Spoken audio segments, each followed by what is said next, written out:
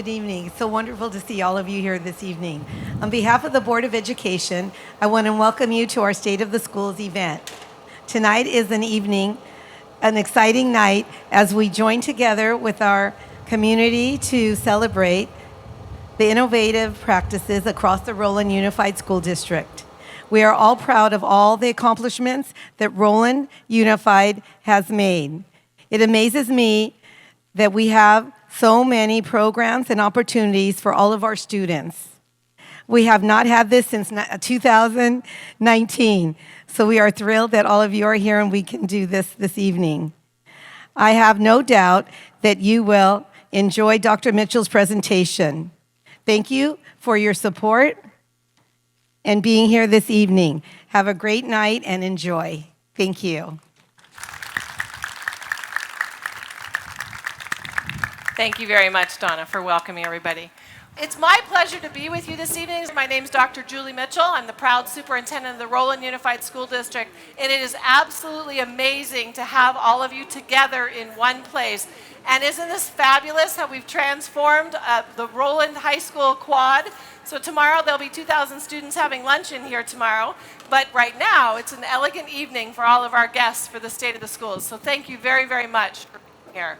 So to start, we have the pleasure of working with and for an incredible Board of Education who are here with us this evening. So we have, as you've met, Donna Friedman, our Board President,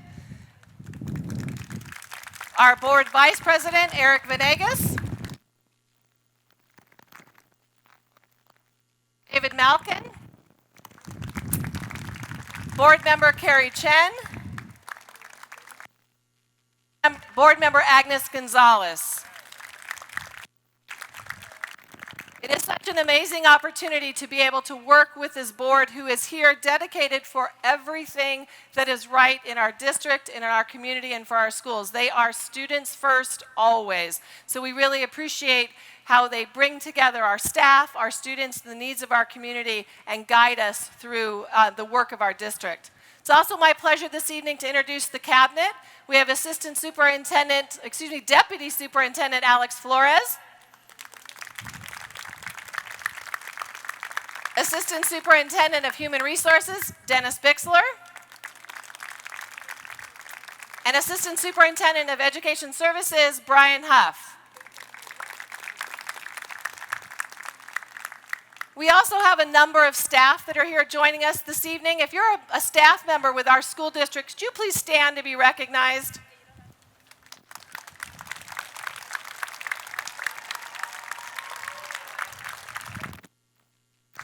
Ladies and gentlemen, these are the amazing people that make it happen each and every day in our classrooms, in our athletic fields, with all of our extracurricular activities for our students. We are promoting the work that we do across social media, and so if you happen to have a Twitter account, please feel free to tweet from the event. So please, we do like to share the great work that's happening across our district so that everyone can see how amazing it is in the Rowland Unified School District. We are so pleased to have you with us this evening to be able to share the work that we do. As Donna shared, we have not had the opportunity to be together like this since 2019. So to have everyone here is incredible. State of the Schools started with the opportunity for us to interact with our business community, those folks that weren't otherwise engaged in the district who didn't know about the work that we were doing. We used to have it as a breakfast event over at the Rowland Heights Community Center, but we were limited in size and capacity. So we've turned it this year to a dinner event so it can be much larger. So we have about 400 people joining us this evening. So again, I thank you for spending your evening with us, learning about our district. An event like this doesn't just happen. There's a huge team that helps put this together. I'd like to recognize my assistant, Brandy Chapman, our Public Information Officer, Gina Ward, Administrative Assistant, David Jimenez, the manager of our Performing Arts Center, Mark Villalobos, and our Director of Technology, Kurt Schlatter, as well as a much larger crew to make this evening possible. So thank you to all of you. Before we get started talking about all of the amazing things that we do across the district, I wanted to share with you a little bit about our district so you understand who we serve and the scope that we serve as a district. So to start, we have 20 schools in our district. We serve the communities of La Puente, Walnut, City of Industry, West Covina, and unincorporated county that includes Rowland Heights. We have 12,024 students that come to school each and every day in our district. Those students are from TK to grade 12. We also have a very robust adult education and community program serving about 5,000 individuals from our community in addition to the students that we serve each day. Of those 12,024 students that we serve in our district, they are met by an amazing group of employees. We have 2,231 employees that serve the students in our district. And that's not just teachers. Those teachers, it's clerical staff, it's custodians, it's bus drivers, maintenance crew, our business team. It is our warehouse, our purchasing department. It is an amazing team that are here for one reason and one reason only, and that is to serve the students of our school district. They partner together with our business community, with our community at large, to make sure that the needs of our students are met each and every day. In our district, of those 12,024 students that we serve, the homes of those students speak 34 different languages. So we embrace the diversity that we have in our district. We enjoy that we have such a diverse community that we have the pleasure to be able to serve. And we want our students to embrace their home language and to practice their home language and to continue to be bilingual, trilingual, or the sky is the limit for our students. So there's 34 different home languages that are spoken across our district. Of the 12,024 students that we serve, 2,866 are learning English. So English is not their first language. It is not their native language. So our dedicated staff is supporting them not only to learn the content of math, science, social science, but also learn the English language. Our district has received significant recognition in that our English language learners across the district redesignate, become fluent speakers at a greater rate than our county of Los Angeles and our state of California. And that's a testament to the hard work and dedication of our staff, as well as our parents partnering with us. And again, we want our children and our students to make sure that they maintain their home language while mastering the English language as well. Of our 12,024 students, 1,501 have an identified special learning need, and they're supported by an individual education plan. So we have a special education department that provides services across our district to support our students to learn how they can and will learn best. So we have individual educational plans for those 1,501 students.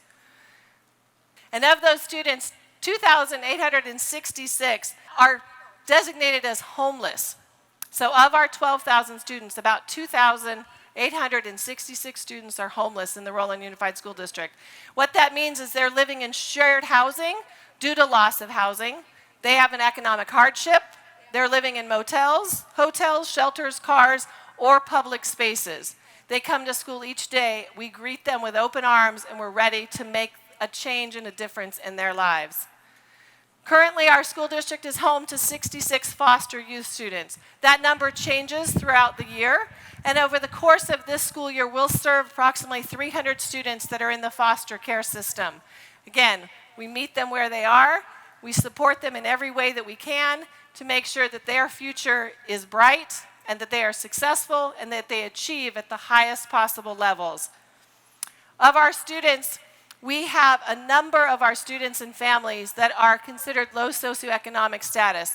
And what that means is that they have a low household earnings, or neither parent has a high school diploma.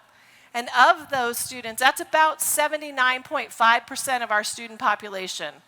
So we have a variety of needs across our district, but you would never know when you look to see the amazing work that is happening in our schools, because there is no limit to the possibilities of what students can do when they are supported by a staff that is dedicated to their each and every need, in partnership with parents, in a community that cares. This year, the class of 2022, we had 962 graduates walk across the stage and accept a diploma from the Rowland Unified School District, from one of our 3 high schools, Rowland High School, Nogales High School, Santana High School, as well as our adult education program. So we're incredibly proud of our 962 graduates for the class of 22. Of those students, they earned more than $7.8 million in scholarships to help them further their education.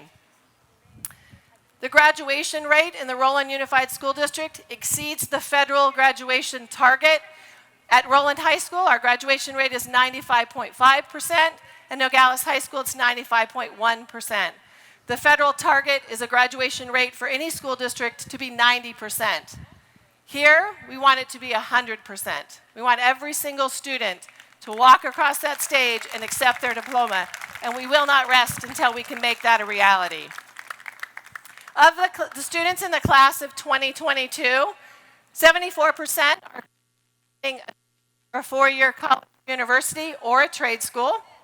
7% have gone directly into the workforce, 3% into the military, and 10% are still working on it, figuring it out, because that's okay. They'll figure it out.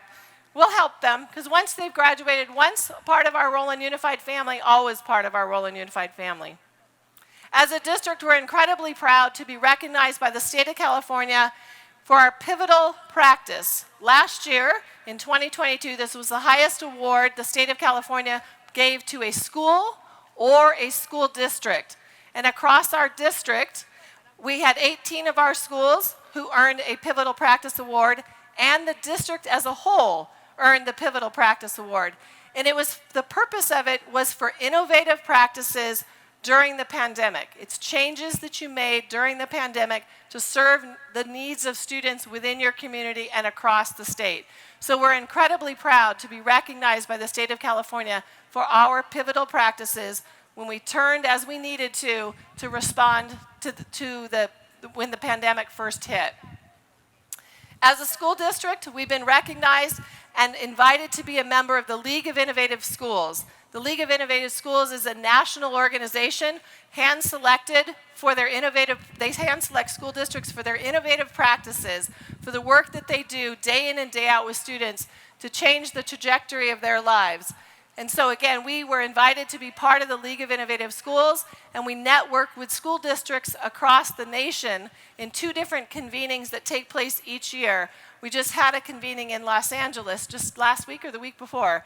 So it was our pleasure to be able to represent our county at the League convening, again, bringing together school districts from across the nation with forward-thinking, innovative ideas. The Rowland Unified School District was just notified of being selected as a 2022 Golden Bell Award for our College Connect program. College Connect is an amazing program that was started in 2019, so it's a new program, and it's led by Miriam Kim and Ricardo Ramirez, as well as supported by staff at our 3 high schools. What the College Connect program is it takes students from our most in need, economically disadvantaged, and provides them with an opportunity. It is geared to serve primarily our homeless population, to make their dreams of attending college a reality, to open every single door of opportunity. And I'm proud to share, as it started with 24 students in 2019, it's grown to just under 200 students now. And every single student who has participated has been accepted to a 4-year university of one of their top 3 choices. We have students at Wesleyan, Harvard, Cal Poly Pomona, USC, UCLA, so they're across the nation supporting each other. One of the things of the College Connect program is we also believe in making sure that our students pay it forward. So if they're part of the program at any point, they come back and support and pay it forward to students who are up and coming to be a part of the College Connect program. So I'll share with you a little bit more about College Connect. The College Connect program, I believe, debunks a lot of myths and misconceptions about college and access to college. Well, the program's designed to help kids realize that this dream of college is a reality. If you have a goal and dream of attending college, let us help you. So the earlier that we work with our students, the more likely they are to succeed and attend college. You know, I feel that students want to be a part of the College Connect program, but I truly feel that the reason why students are so captivated by this program is because of the information that we are gathering and giving out to students is vital.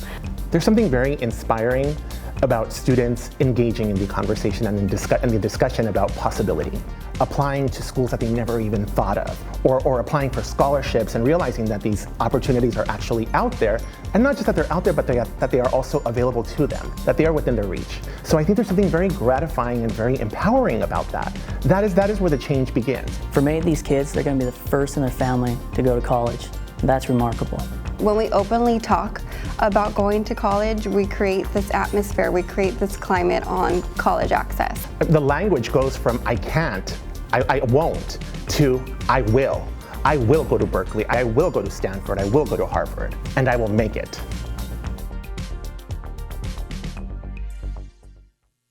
It's amazing to have the opportunity to work with the students and sit with them side by side, where many of them haven't left our community, but to share with them what possibilities exist beyond and outside of our community. So again, it's wonderful. December 1st, we will be recognized as a Golden Bell recipient at the California School Boards Association meeting down in San Diego. So that again is a testament to a strong team of employees dedicated to doing whatever it takes to make sure our students are successful and that they achieve the dreams that they have. We're also very pleased to share that we have 18 of our schools have earned the 2022 recognition for the state of California for establishing positive behavior and intervention supports across the district. We believe that teaching behavior is just as important as teaching academics. That when you have 12,024 students that come from multiple different households all into one building, you have to share what those expectations are. You have to teach what those expectations are. And it's being recognized that we are doing that as a district through the PBIS recognitions. Our schools have all earned gold or platinum awards. So congratulations to each of our schools. Proud to say we also have dual immersion language programs in our district. We have 2 schools, Hurley and Rorimer Elementary School, that are Spanish dual immersion programs, and Shellen Elementary has a Chinese dual immersion program. Because we are fostering the love of language and making sure that our students have the opportunity to be bilingual at the time that they finish elementary, middle, and high school. So really fostering that love and love of learning another language. I'm having a hard time mastering the one I've got right now.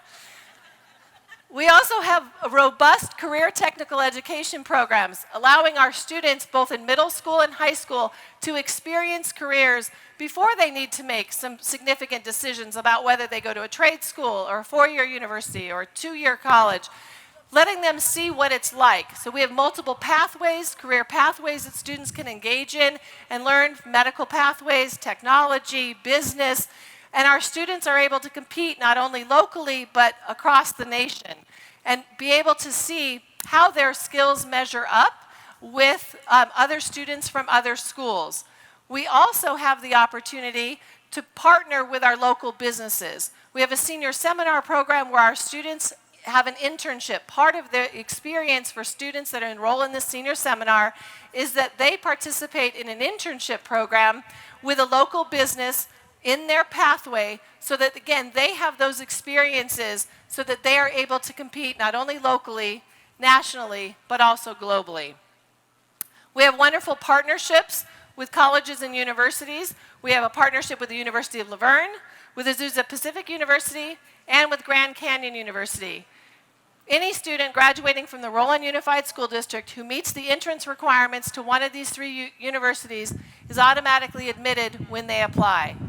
And these universities meet them with up to $10,000 a year scholarship.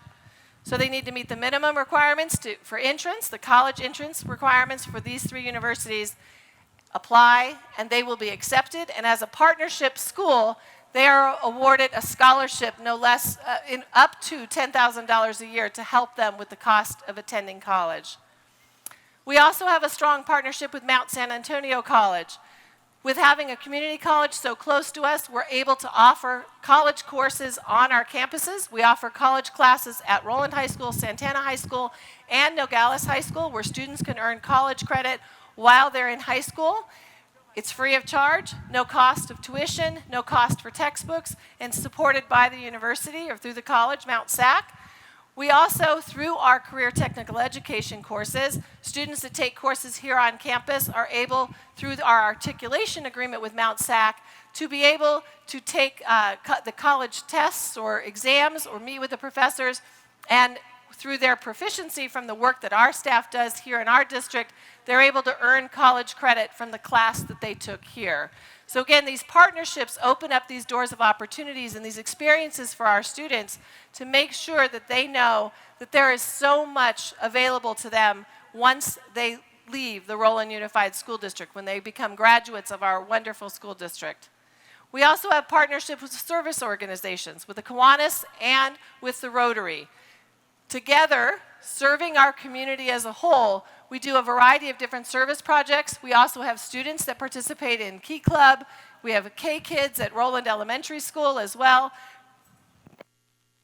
Fostering the love of community, and we're fostering service with our students. So we will have many activities that come up around the holiday season in partnership with Rotary. At Rotary, we will have our holiday gift baskets, etc. But it is something, it's service that happens all year long, not just during the holidays. So I do know that we have some Kiwanis representatives as well as Rotary that are in the audience, and I want to thank you for your partnership for benefiting our students. We also have a partnership with the East Valley Community Health Center. We know that students can't learn at their best if they're not feeling their best. So partnering with the health center allows our students to get health care close to where they live and quickly. So we're able to communicate with the health center and make sure that it meets their needs. We've also been able to open up not only a dental center, but an optical center, so that students have medical, dental, and optical support and health right here in the community which they live. So again, making sure that students are able to access health services while they are attending school. So we're able to support in that way. Also would like to thank the Sue Chi Foundation. I know we have a number of people here in the audience tonight from the Sue Chi Foundation. Thank you. The Sue Chi Foundation brings fresh fruit and produce along with canned goods to our community to help our families with food insecurity. We do food distributions once a month. We are now moving that from Via Corta Elementary School to Santana High School, but it allows our families with food insecurity from our community as a whole to be able to know that there is a trusted resource available to them once a month to be able to get fresh fruit, fresh produce, as well as canned goods to help sustain. So thank you to the Sue Chi Foundation in supporting the work that we do in the Rowland Unified School District. We also are partners with the Coatson Foundation. The Coatson Family Foundation has been instrumental in shaping the instructional growth that we have in the district at the elementary level. Through partnering with the Coatson Foundation, our elementary teachers have great opportunities and exposure to incredible professional development, coaching experiences, and it really helps to blend the art of teaching with the science of teaching. Because there is absolutely a science to teaching. There's a science to the work that we do in education. But the science of teaching would be nothing without the art. And so Coatson allows it to embrace both of those, and that the personalities, the interests of staff come through, all while we blend, again, that art and that science of teaching. It's also amazing to have the opportunity to celebrate our employees. As you can tell, I'm incredibly proud of the work that they do. Last May, we were able to bring together our 2020, 21, and 22 Employees of the Year for a night much like this. So it was a night under the stars to bring together our employees to celebrate the work that they do. It's my pleasure to recognize our District Employees of the Year for the 2022-23 school year. We have Hilda Zapata from Ybarra Academy, Dolores Skokin, teacher at Northam Elementary, and Greg Perez, the principal at Santana High School. Will our District Employees of the Year please stand to be recognized? There you go, Greg. Thank you. Thank you for being with us this evening. Looking at the Oswald Academy, we are transforming that entire campus. So thank you to the support of our community for Measure R. We were able to do this campus. As you can see, it's absolutely gorgeous. We've done Nogales High School. We've done other smaller projects across our district. But the largest project we have going right now is at Oswald Academy, and it is their new campus project. It's anticipated to be done December of 2023, and at that time it will be in a completely new campus, transformed to best serve our students, grades TK through 8. Again, that's a huge thank you to our community in supporting Measure R for us to be able to provide outstanding facilities for our students to learn in. So thank you to all of you. I think it's important, although we don't really want to go too far back because that was a little painful for all of us, but I think it's important for us to talk a little bit about the work that we did, particularly when we were apart. I know that we don't want to go too far back, but I do want to share, because we haven't had the opportunity to be together since 2019, some of what we did as a district and how we all worked together. So March 13, 2020 is a date that will forever stay. It's one of those days that I will probably never forget that date. It was a date that I made some decisions working with our Board of Education, working with our Public Health Department, our County Office of Education, and our state, that ended up closing schools. It was something I never thought I would do, never imagined in my career that we would close schools. Schools are the hub of our community. I can remember that day so clearly. I have 3 children of my own, and talking to my children that morning before I left for work, that I thought this was a day that we would never forget. Talking with my students, they're my children, and so talking with my children about preparing them for what might happen at their schools that day. Calling the board, sharing with the board that we needed to have an emergency board meeting. Recording a message that go out to all of our staff, that our staff could watch quite quickly during a lunch break so that we could prepare our staff and our students for what I thought was going to be coming. We held that emergency board meeting, and we did declare that our schools would close for the purposes of health to protect our students, our staff, and our community. It was very, very difficult, as you can imagine, to do that. And as a district, we transformed the work that we do in a weekend. That was Friday the 13th, never will be the same again. And we worked through the weekend so that we would be completely virtual starting on Monday, having the opportunity to serve our students so we did not miss a beat and stayed connected to our students and to our families.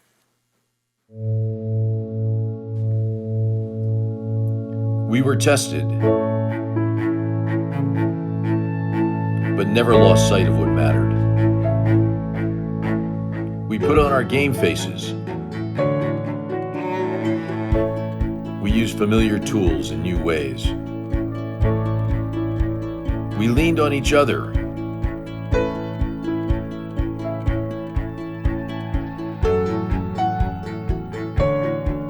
The world brought us change, but didn't change who we are.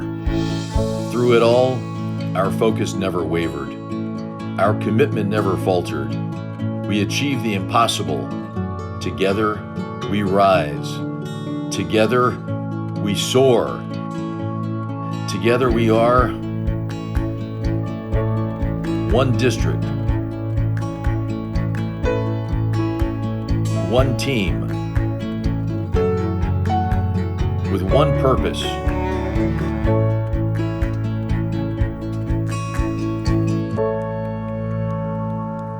We are Rowland Unified.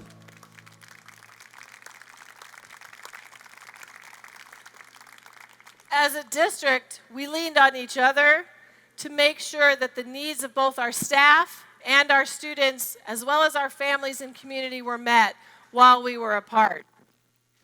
It's teamwork that makes this happen. We are dedicated for one purpose, and that's, again, making sure that our students' needs are met.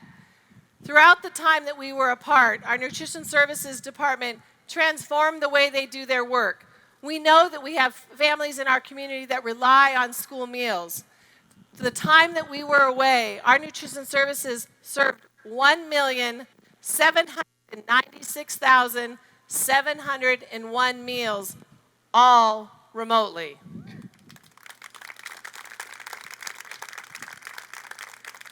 They transformed their operations so we could do drive-through meal pickup, students could pick up their meals, families could pick up their meals, so that we knew that students could continue their learning, families could continue the work that they needed to do, and that they would have food in their homes so that they could, again, continue their work. We knew that they needed devices and they needed hotspots. We were far ahead of the game from many of our other school districts. We were already nearly 1-to-1, but most of our devices stayed at school.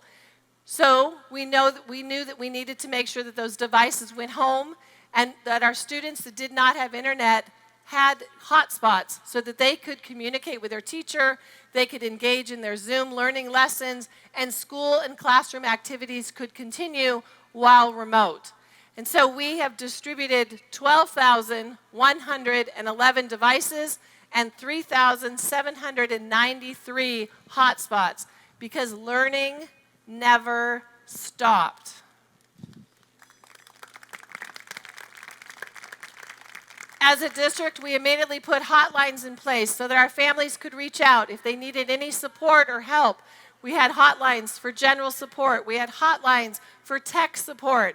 We started Zoom classes for our parents. We had Go grandparents. We knew that our students were being served and cared for by grandparents or by older siblings, and so we made sure that we had support for them. We had Wellbeing Wednesdays so that everyone could join together and help take care of themselves, all done remotely. We had Tech Bites, so learning tips for families and parents to help. We had drive-through celebrations. We made sure that our students continued to be seen, heard, and served, even while we were apart. Our teachers connected together. Our staff connected together. We provided learning opportunities for staff, making sure that they had the tools that they needed to continue learning. We also had to make sure that we had all the safety measures in place. We have thermal scanners, so every student, when they walk through campus, walk onto campus, and a staff member, their temperature is taken. We have hand sanitizers in every classroom. We have touchless bottle filling stations. We replaced all of our drinking fountains so that again, they're touchless water filling stations. We have changed our cleaning protocols. We have Clorox 360 that helps disinfect. We changed all of our air filters to the highest quality air filter. We put HEPA air filters in every classroom and common space. We wanted to make sure that when our students and our staff were able to come back into our buildings, we were ready to welcome them, and we could have done everything possible to make it the safest environment for them to continue to be healthy. Thank you. It was our goal to continue to stay connected even while we were apart.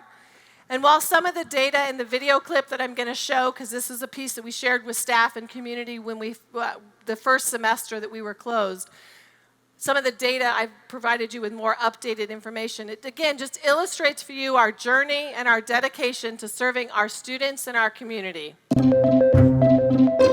Even though our buildings are physically closed, our staff are still here, working hard to provide needed services. Rowland Unified has amazing employees who are united in doing what's best for kids and our community. During this closure, our employees have provided meals for our children, producing and delivering over 150,000 breakfasts and lunches while keeping families and staff healthy and safe. Our team can be reached on dedicated hotlines to help support parents and students with their needs. As we transition to a new way of learning, more than ever, we fight to ensure all families receive equal access to tools and resources.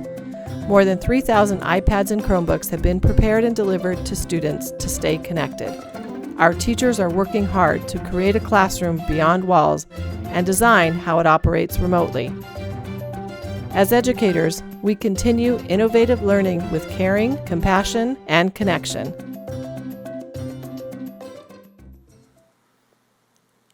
On August 9th, 2021, we were thrilled to welcome our students back in person. It had been 514 days since our students left our campuses on March 13th of 2020.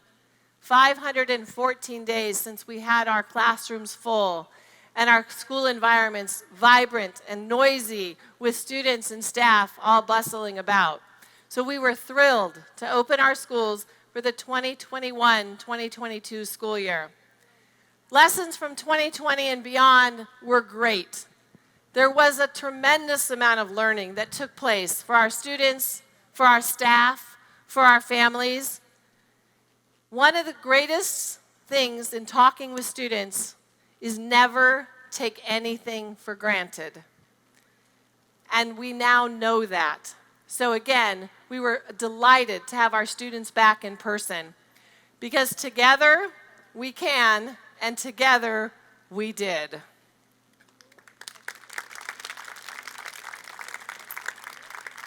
We also recognize, though, that the 2021-22 school year wasn't the same.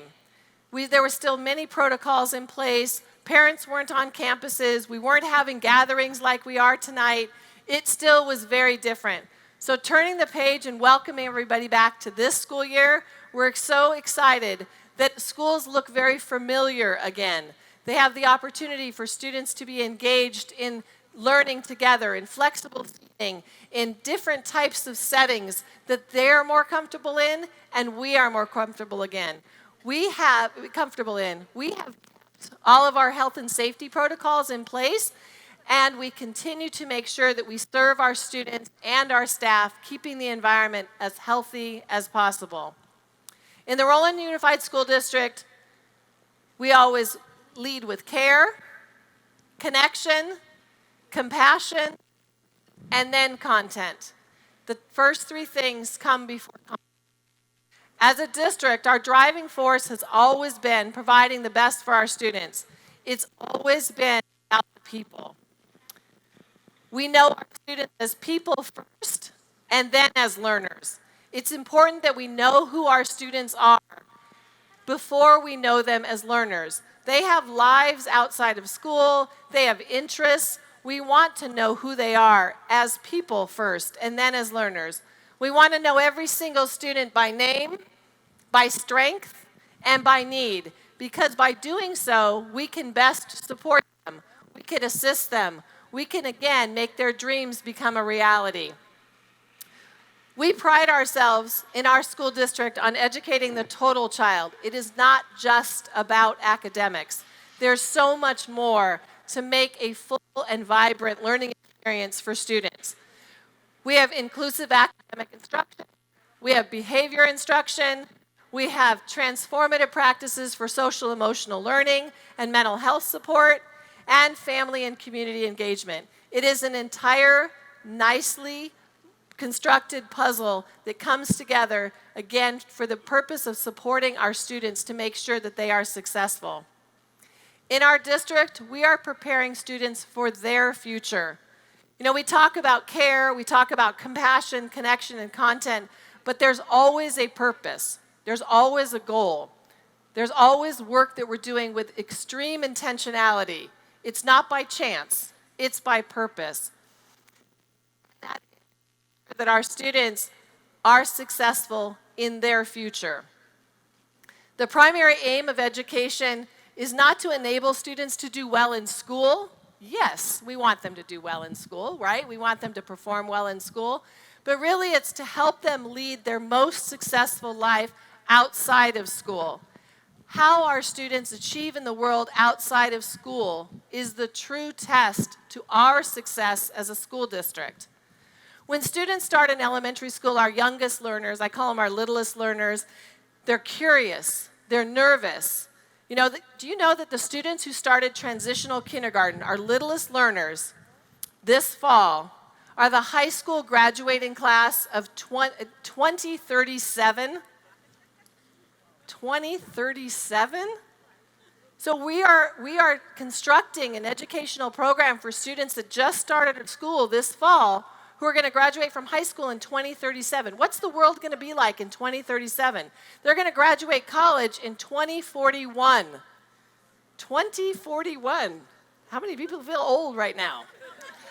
I'm just here to tell you, I'm right there with you. So what are we preparing them for? What's the littlest learners going to need to be successful when they graduate? That's an immense responsibility that our staff takes very, very serious. Our classrooms look different. Our students will have, of course, guided experiences in reading and listening and writing, speaking.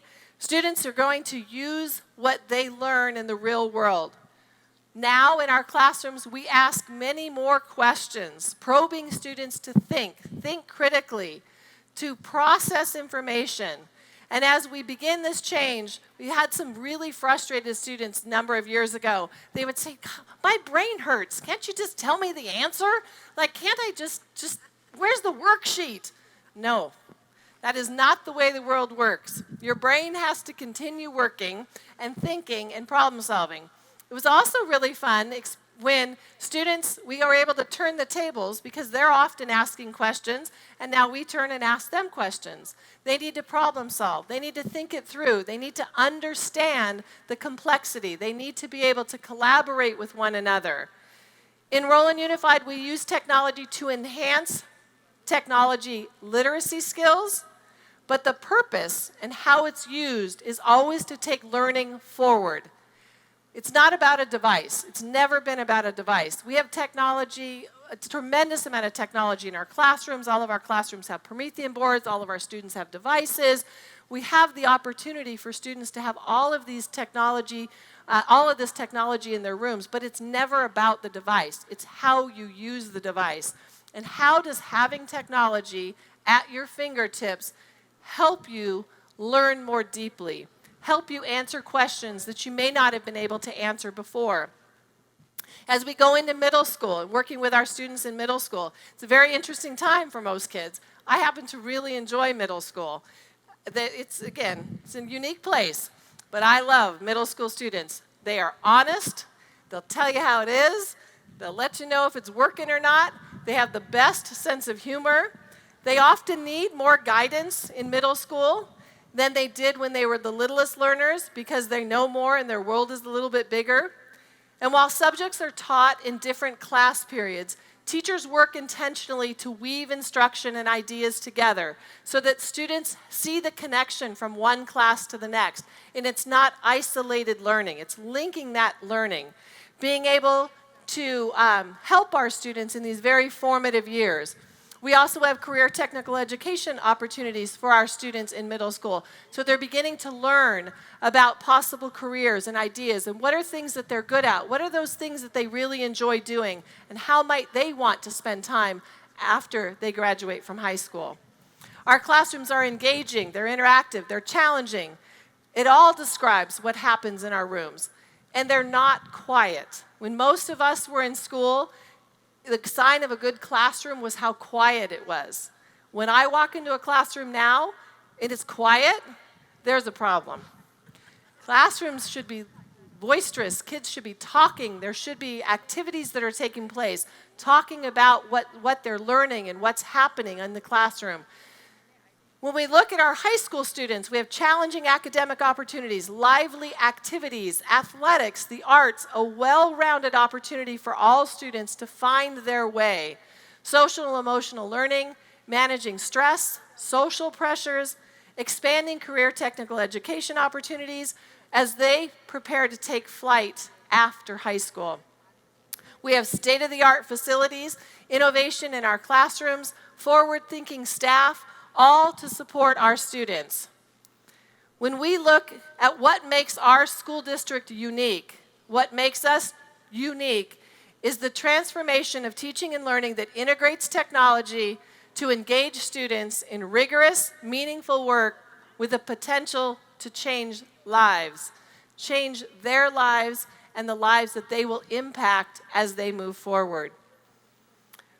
When we look at innovation as a district, we have a profound responsibility to prepare our students for their future.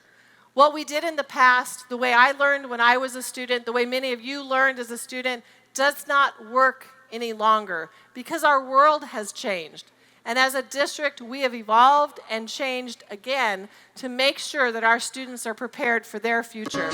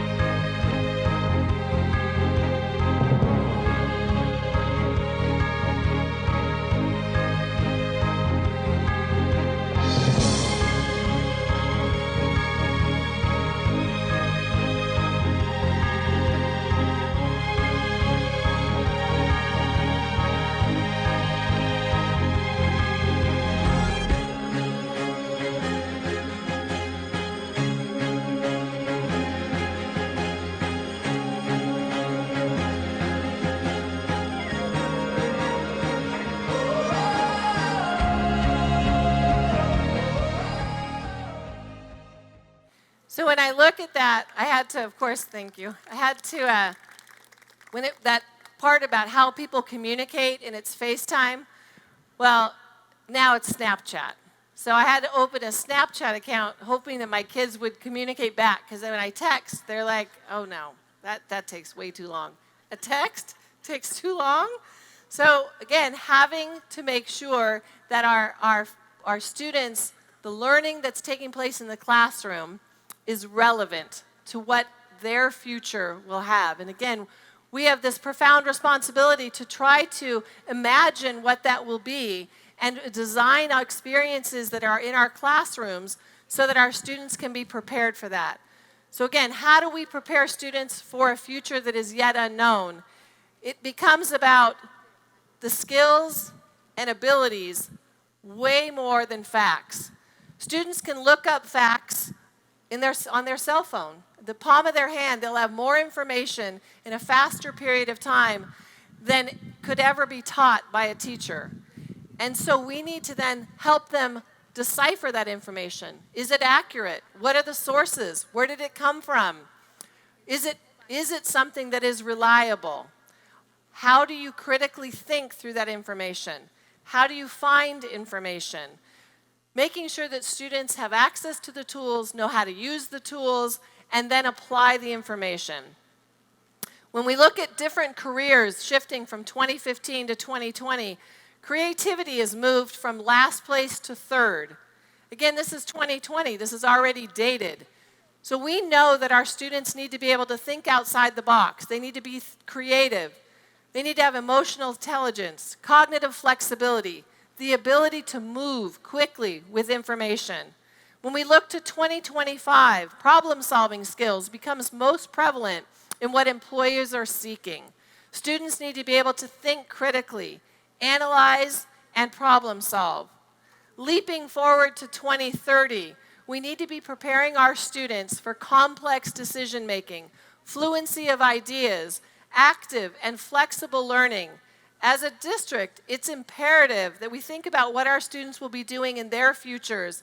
We are forward-thinking, and that's what sets us apart. We have transformative skills across our classrooms, making sure that our students are engaging in critical thinking, problem-solving, collaborating, adapting to a changing world. They're taking initiative in the work that they do.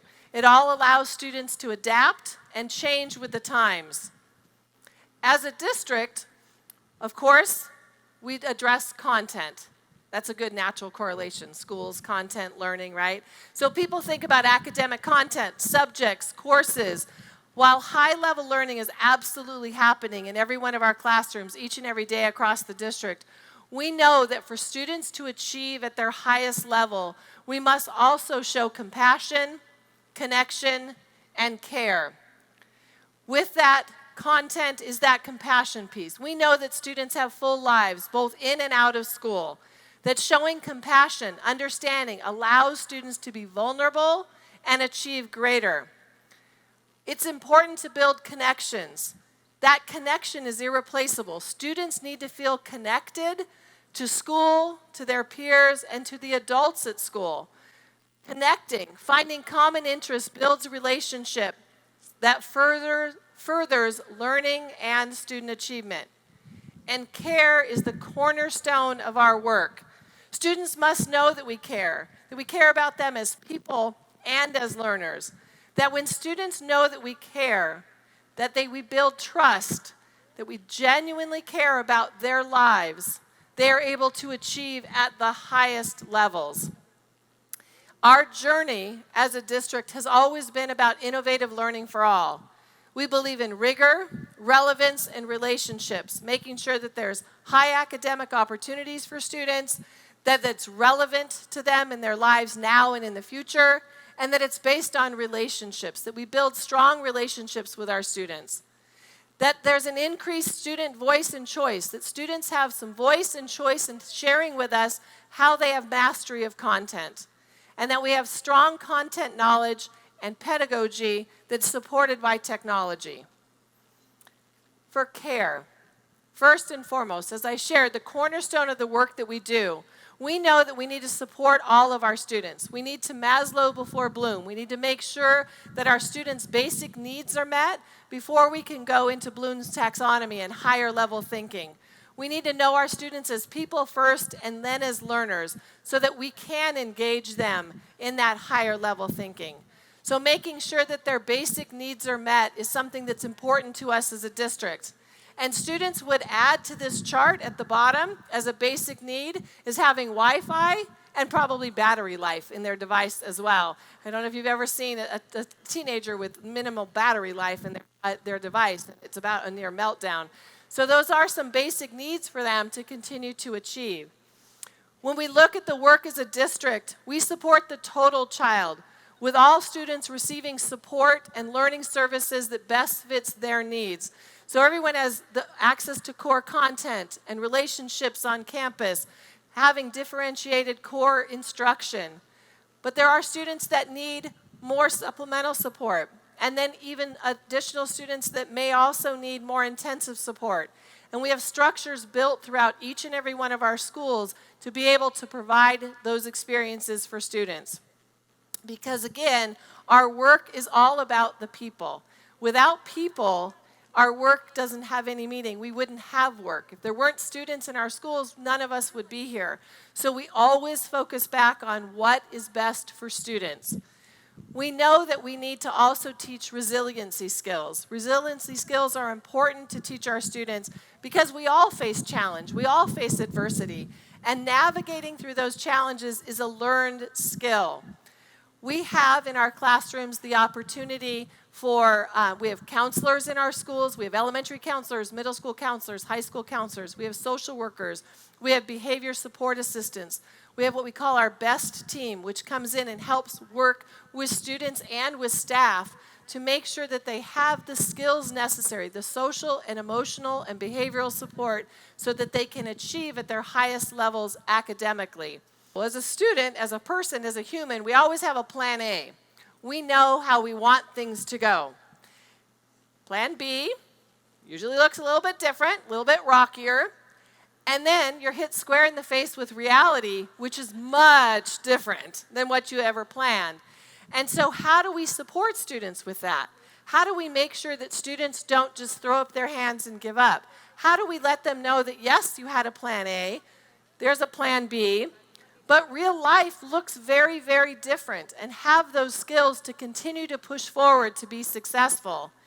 In all of our schools, we have calming rooms or turnaround rooms or a wellness center. These are spaces on our campuses where students can go and be supported by, again, a counselor, a behavior support assistant, another caring adult on campus to help them work through what that challenge is that they're having. We know that some of our students had some very, very difficult times during the isolation due to the pandemic. And so we have this school year opened these calming rooms, these turnaround rooms, these wellness centers to be able to support our students where they are, to make sure that they have the skills and support necessary to be their best selves. One of the things that we're the most proud of in Rowland Unified is that we have been at the forefront of social emotional learning.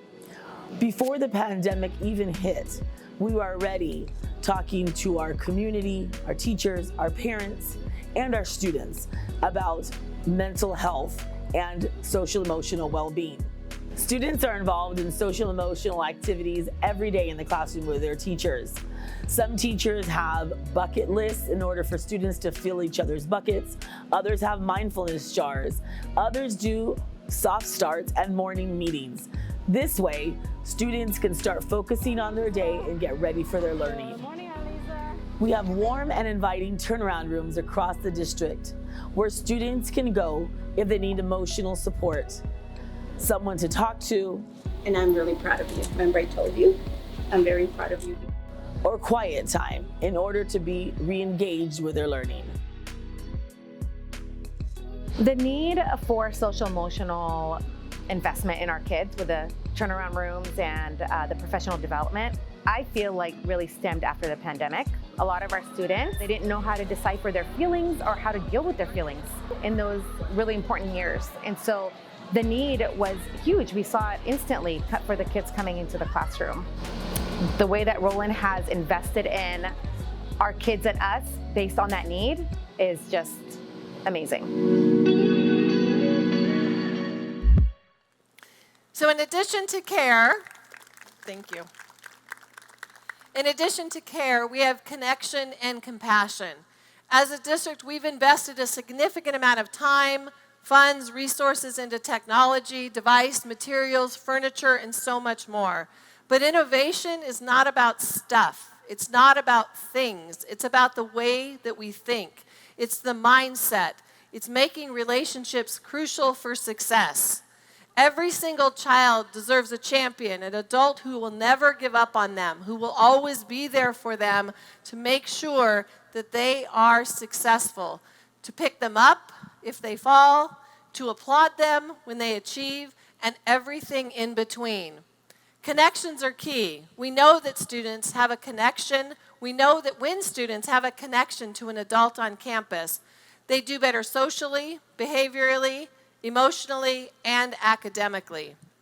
The connections are needed. Kids need to know that we care about them in order for them to learn at their highest levels. It's that nice mix of care, compassion, and connection, all before content. As a district, we're always asking questions. We meet with our students regularly. We have listening tours and listening sessions. We have students help us with surveys to give us feedback on information that we need to change our practices. 92% of our students in grades 5 through 12 agree or strongly agree that they have a good relationship with at least one teacher. We also ask if there's a single adult on campus, any adult on campus, who they feel that they can go to when they're faced with a challenge or to celebrate an accomplishment. Our parents also share with us that 95% of our parents have said that the school communicates effectively about their child's academic progress.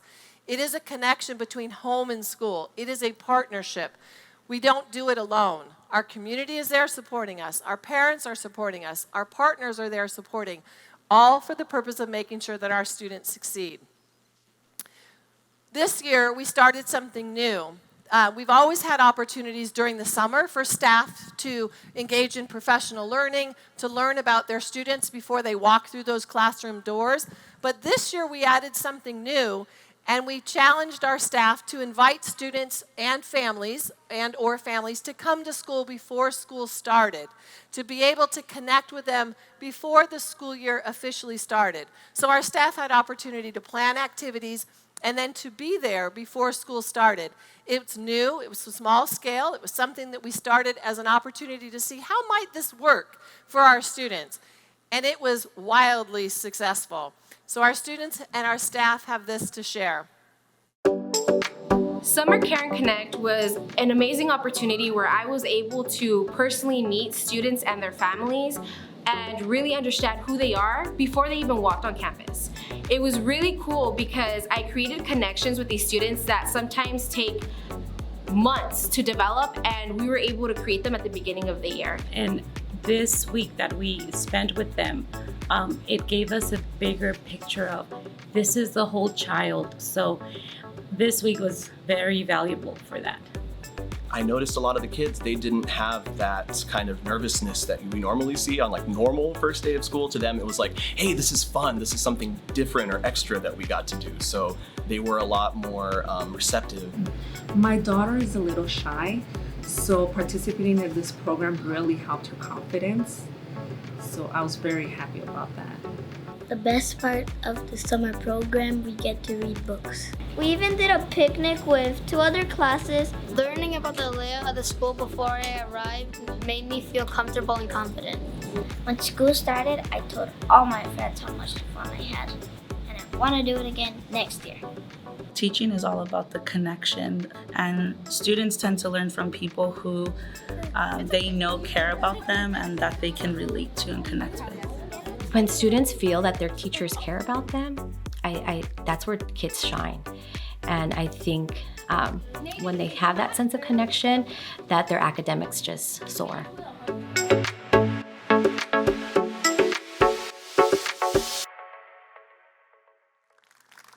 Well, and as the students shared, I hope we get to do this again next year. I'm pleased to say we are going to continue this practice. This is something that our students and our families said was very valuable. Our staff really appreciated the opportunity. So we will be continuing the Summer Care and Connect. Content, the work that we do, the learning part of it, again, also very, very important. In Rowland Unified, we eat, sleep, breathe, innovative learning for all. And for us, all means all. It's student learning, staff learning, parents, community. It's everyone together, providing that clear vision that is communicated and modeled throughout the district that we are a learning community. The changing classrooms, the old school model of passively learning facts and reciting them out of context is no longer sufficient to prepare students to survive in today's world. Solving highly complex problems requires that students have both fundamental skills, reading, writing, math, and 21st century skills, teamwork, problem solving, research gathering, time management, information synthesizing, being able to work collaboratively with other people, communication. Students have guided experiences in our classrooms, of course, with listening, with reading, with writing, with speaking, Students use what they learn in the real world. We work collaboratively, we support one another, and we use the tools in the classroom to further learning. The classroom setup looks different, and it's delightful that it's changing back more and more each day with flexible seating, students being able to choose where they'd like to sit, seeing fewer and fewer rows of desks in our classrooms. Having the space for students to feel comfortable, to dig deep, and learn at very high levels. When they're taught those foundational skills of reading, writing, and math, but in addition to that, they are taught soft skills, working collaboratively, sharing, responding to others. How do you communicate with one another? How do you share when something's working well for you and when it's not? How do you express when you don't understand something? How are you willing to take a risk and raise your hand and share that you don't understand something? It's creating those safe spaces across our school buildings and our classrooms. When we look at reading and writing, at our elementary level, we do reading and writing workshop, which again looks very different from when most of us went to school. It's necessary to build strong readers and strong writers. When we're looking at reading, our students are reading, of course, for fluency, expression, pitch, intonation. We want all of our students to develop a love of reading. We have extensive classroom libraries, school libraries, the opportunity for students to choose books and reading that interests them at their level to continue to challenge them. Because students move from learning to read in the early primary grades to reading to learn. And so we need to make sure that students have that love of learning, that we fostered that love of learning, that we have the materials for them to do that across our district, from both elementary, middle, and high school. Students share that joy of reading and learning from one another, and that keeps that spark going. Students talk about the books that they've read, the information that they've read, what they have available to them. Writing looks different. While always having the same common threads, writing is important. We need to make sure that our students are strong writers. We want them to be able to express themselves through writing. The method and how we learn to write has changed significantly over the years. Writing and creativity starts early. Our students at TK, our 4-year-olds, our 5-year-olds in kindergarten, our early elementary students are writing. They start by drawing pictures. They label the pictures. They're able to share the story verbally. They're able to put letters together. I'm often asked when you see things like, well, that's not spelled correctly. It's all right. They'll get there. They'll get to the spelling part of it. It's being able to express their ideas and share their ideas on paper. It's teaching them about stamina, writing for longer periods of time. Again, being able to build that love of writing and sharing stories with each other. You see students that are here that are sharing their stories, doing a writing celebration in our schools. So across the district as a whole, we build on that love of both reading and writing through Readers and Writers Workshop. The Writers Workshop allows me to really get to know my students as writers. It's also more engaging for my students, and it's just made the writing more fun in the classroom. English and writing has changed dramatically at the secondary level. It's no longer open the book and all write about the same thing. It's now truly about the student, their reflection, their journey, and how writing can connect to their growth and to who they're gonna be, who they are and who they're gonna become. So this is your moment to really think about what are you keeping, what are you letting go, so that you become the world's greatest version of yourself.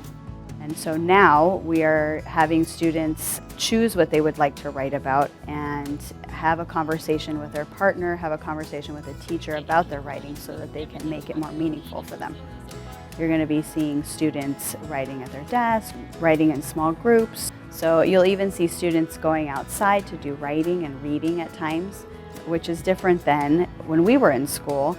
We would sit in rows and write, and when the bell rang, it was time to go. And it was quiet in the classroom, and it no longer is. Students are talking about their writing with their partners, they're talking about writing with their teachers, they're talking in whole groups and in small groups. And what is your story about? My story is about when me, my dad, and my mom, and my little brother went to a party. So we're making it joyful and passionate for students to love reading and writing.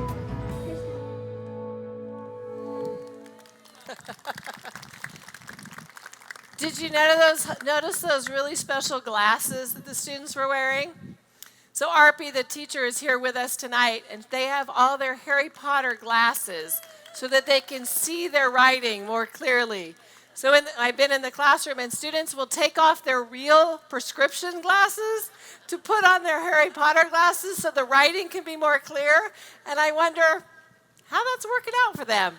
But you know what? They're engaged, they're loving it, and they're all together with their glasses to make sure that they're writing and they're clearly understanding. When we look at mathematics, you know, I have to have a little humor because math is not very funny and it's very frustrating to a lot of people. So I think it's important that we continue to talk about math and the importance of math and making sure that we share with students that they can be successful in math. Oftentimes you'll talk with adults and they'll say, oh, I wasn't a good math student, or I'm not a math person. Math is everywhere, and we need to make sure that our students develop a love of math just like they develop a love of reading and writing. I know that oftentimes too, you'll be doing homework at home with your children and they'll say, well, that's not the way I learned it. And you could say, that's not the way I learned it either, because it's all very different. Math is changing. We want students to be talking about numbers and numeracy. We want students to be able to explain their thinking. When we talk about what are those careers going to look like in 2035, 2040, etc., it's around problem solving, and math is the best way to be able to do that, and for students to be able to express how did they get their answer, how do they verbalize through mathematics to be able to problem solve, to be able to share their ideas.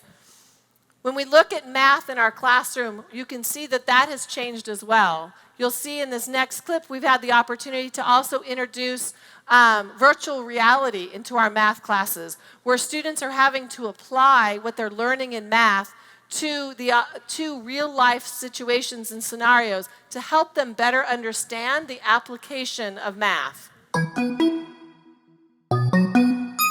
So in a more traditional classroom, the one that I grew up in, we just got to the answer, that was it. But we never took the extra step of explaining ourselves, sharing that with our friends, and learning from others. And those are the kinds of skills that are going to carry into future careers when students have to critique the reasoning of others, they have to understand other people's thinking. And those are the skills that are going to get them hired, and we have to prepare them for that.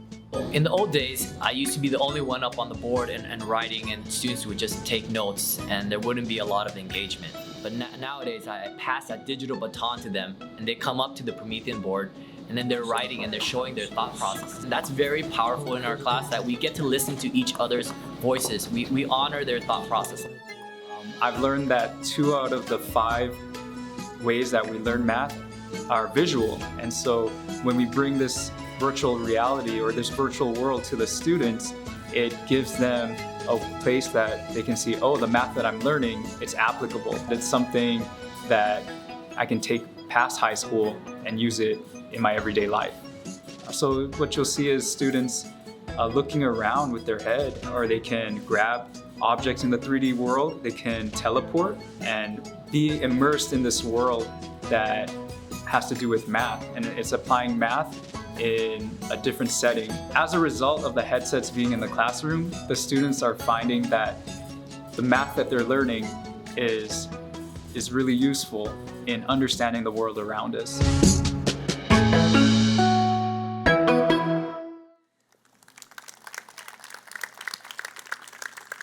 So again, our goal is to make sure that students are able to see math differently. Those classrooms look different, the lessons look different, they're having to explain their thinking. It's very language rich. One of the things, if you take away this evening just one thing, it's making sure that you're encouraging students that we're not talking down about a subject, that we're talking up, particularly math, because math is one of those things, again, that we tend to polarize ourselves as I was or I was not a math student, or I am good at math or I am not good at math. And the opportunity needs to be endless for our students and for them to see that math is all around us.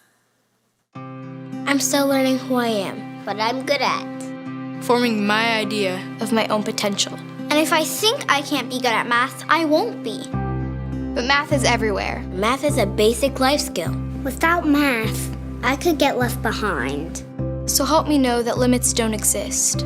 That math isn't beyond my reach. That my potential can take me anywhere. That with hard work and the right mindset, I can grow. Because math esteem is self-esteem. With math, I can be a fashion designer, a doctor, a computer programmer, a wildlife biologist, a teacher. With math, I can be anything. So I appreciate your opportunity of taking that math piece away with you when you go this evening and making sure that you're encouraging students not only to be successful in reading and writing, but also in math, as well as all of the other soft skills.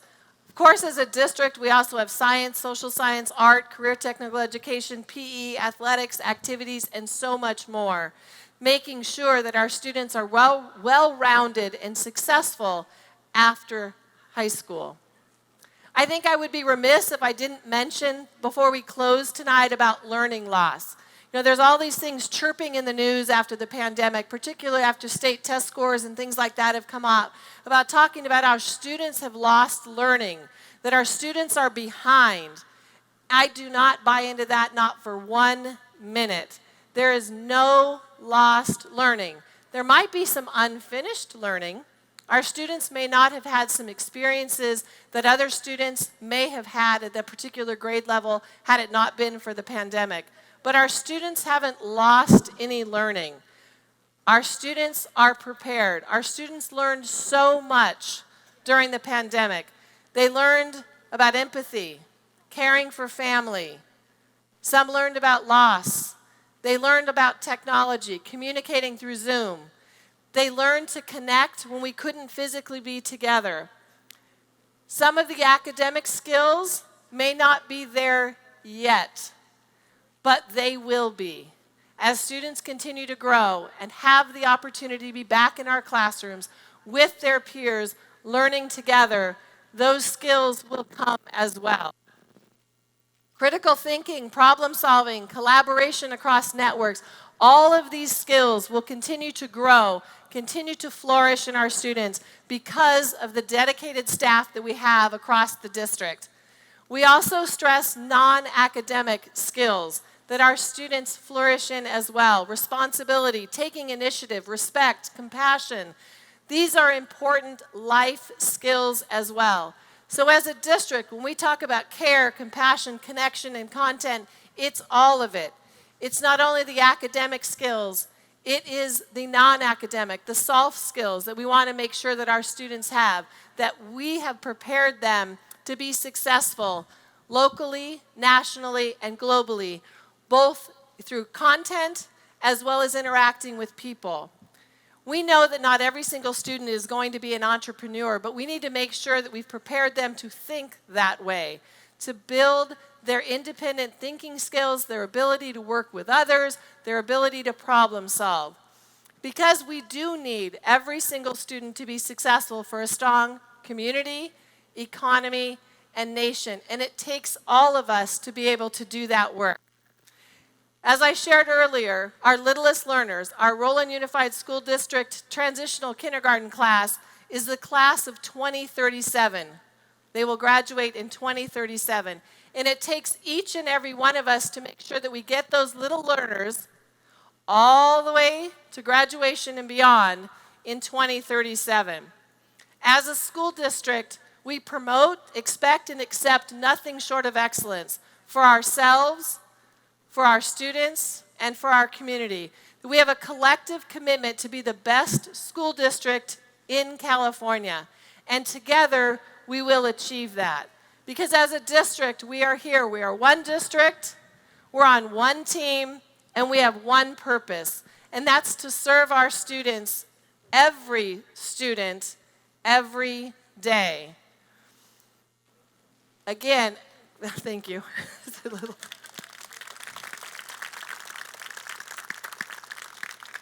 Again, an evening like this doesn't come together without a team. And again, I want to thank Brandy and Gina, David, Kurt, Mark.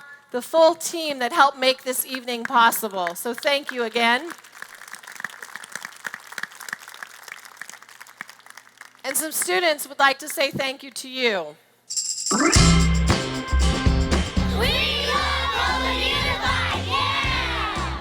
Thanks for your support. You are our partner. We appreciate you. Thank you! I love Rowland Unified.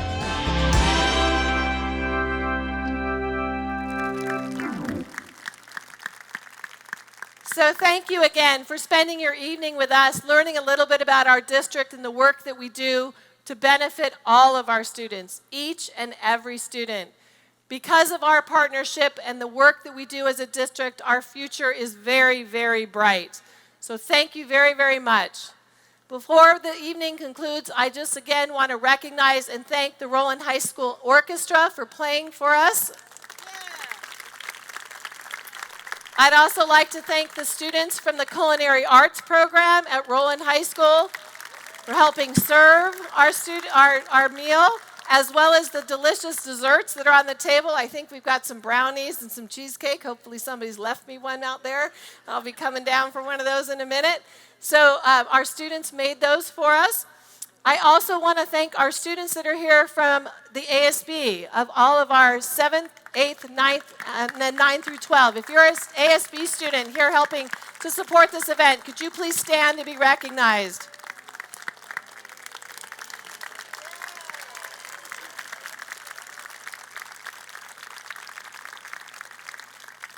Thank you very, very much again for coming and joining us this evening. Please drive safe, enjoy that cheesecake and that brownie, and thank you for the support that you provide to us to make sure that our students are successful. It's been my pleasure being with you tonight.